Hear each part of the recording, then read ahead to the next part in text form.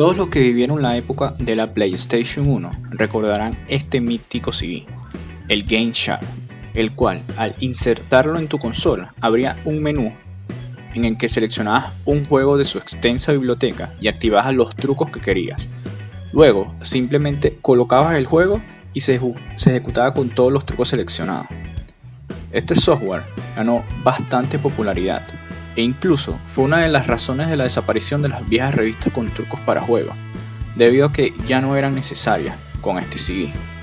En este video analizaremos la historia del Game Shark, cómo fueron sus inicios, su época dorada y cómo desapareció con el tiempo.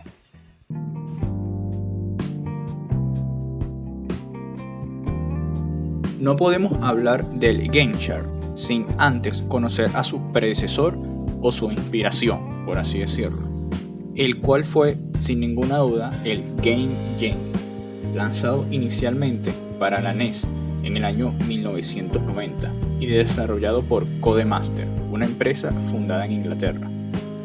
Era un cartucho en el cual en uno de los extremos insertabas el cartucho del juego y luego insertabas todo el cartucho completo en la consola.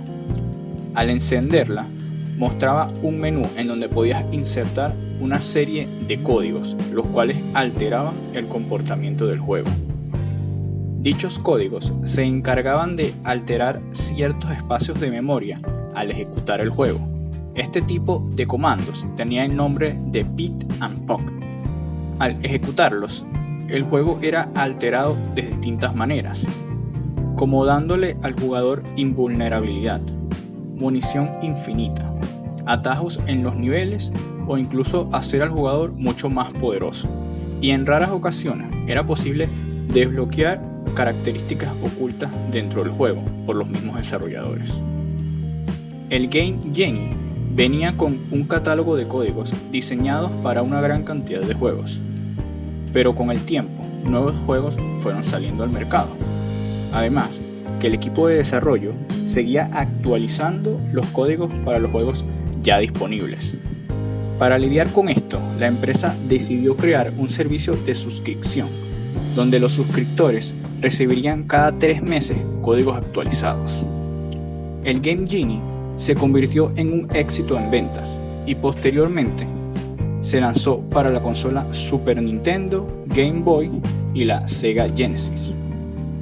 Una versión más potente, llamada Game Genie 2 para la consola Super Nintendo, estuvo en desarrollo y se llegó a construir un prototipo completamente funcional. Esta nueva versión incluiría la opción para que el jugador pudiera almacenar sus códigos y buscarlos en una biblioteca. Lamentablemente, por cambios en el mercado, esta versión jamás salió a la venta. Con la nueva generación de consolas ya en el mercado y con el Game Genie fuera de juego, un nuevo producto llega al mercado para revolucionar la forma de hacer trampa en los juegos. El Game Shark entra en el mercado en el año 1996, desarrollado por Interact para las consolas PlayStation 1 y Sega Saturn. Al momento de su lanzamiento, el Game Shark contenía alrededor de 4000 códigos diferentes y, a diferencia del Game Genie, el Game Shark almacenaba los códigos en la memoria flash interna de la consola, pudiendo acceder a ellos más tarde sin la necesidad de tener que introducirlos nuevamente. Pero el Game Shark no solo servía para introducir códigos. La versión del PlayStation incluía un navegador en donde los jugadores podían buscar entre los archivos del juego y visualizar los archivos en formato FMV, los cuales venían a ser las cinemáticas dentro del juego.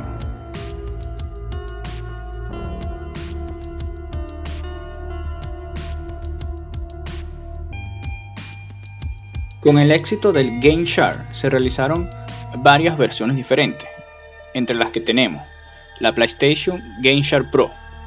Esta versión mantenía las mismas funcionalidades del original, pero agregaba una opción en donde los jugadores podían almacenar sus propios códigos en una memory card de la consola y compartirla con otros jugadores. El Game Shark CDX Con la salida del modelo 9000 de la PlayStation, el puerto paralelo fue removido de la consola, el cual era el único medio para utilizar el GameShark, por lo cual Interact creó un nuevo GameShark que no necesitaba este puerto. El GameShark CDX incluía un CD que servía como arranque, mientras que los códigos eran almacenados en una tarjeta de memoria similar a las memory card de la consola. El GameShark 2. El GameShark 2 era muy similar a la versión SDX, con la diferencia de que fue diseñado para ser utilizado exclusivamente en la consola PlayStation 2. También incluía las funcionalidades del GameShark Pro. Esta versión incluía muchos más códigos internos. GameShark para Nintendo 64. Lanzado para el Nintendo 64 en el año 1997. Esta versión se hizo bastante popular con la salida de los juegos GoldenEye 007 y The Legend of Zelda Ocarina of Time. Debido a la complejidad de estos juegos, al introducir los códigos se podían lograr efectos realmente únicos, como en el caso de GoldenEye, donde se descubrió una nueva zona en el nivel Dan. Las últimas versiones del cartucho incluían un puerto para poder conectarlo al computador con la ayuda de un programa llamado ShareLink. De esta manera se podían introducir los códigos rápidamente. Además, también desbloqueaba las restricciones de región en los juegos, pudiendo jugar juegos de cualquier región en la consola. GameShark para Game Boy. Lanzado para la consola portátil de Nintendo, esta versión del GameShark venía con códigos para 158 juegos diferentes. Esta versión incluía una característica llamada Snapshot, la cual permitía al jugador guardar el estado del juego actual y luego poder cargarlo. Esta funcionalidad fue revolucionaria y luego sería utilizada en todos los emuladores de consolas. Este modelo se volvió bastante popular entre los jugadores de Pokémon, debido a que podían desbloquear nuevos movimientos para los Pokémon, como por ejemplo enseñarle a Pikachu utilizar el movimiento Surf.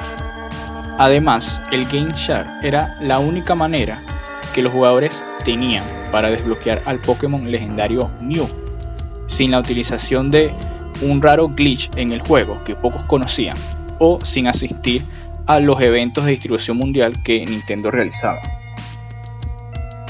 Además, también sacaron versiones para las consolas GameCube, Game Boy Advance, Nintendo 10, PlayStation Portable y para Xbox.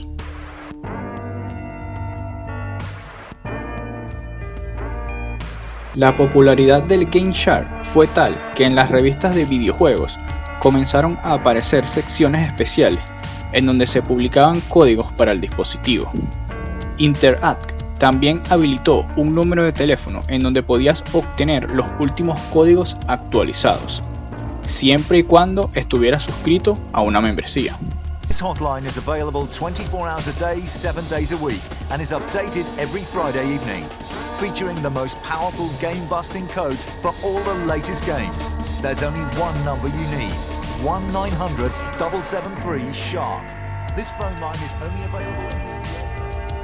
También sacaron la revista GameShark Magazine, la cual tenía una publicación bimensual e incluía noticias y nuevos códigos para los juegos. Esta fue la época de oro del GameShark, pero cuando la compañía padre de Interact, Rakuten, se fue a bancarrota, el nombre de GameShark fue adquirido por Madcast y esta renunció a los derechos para vender este dispositivo en los Estados Unidos, por lo que la compañía no continuó con la venta de dispositivos que alteraban los juegos, cerrando la página web de GameShark y dando fin a una era en la industria.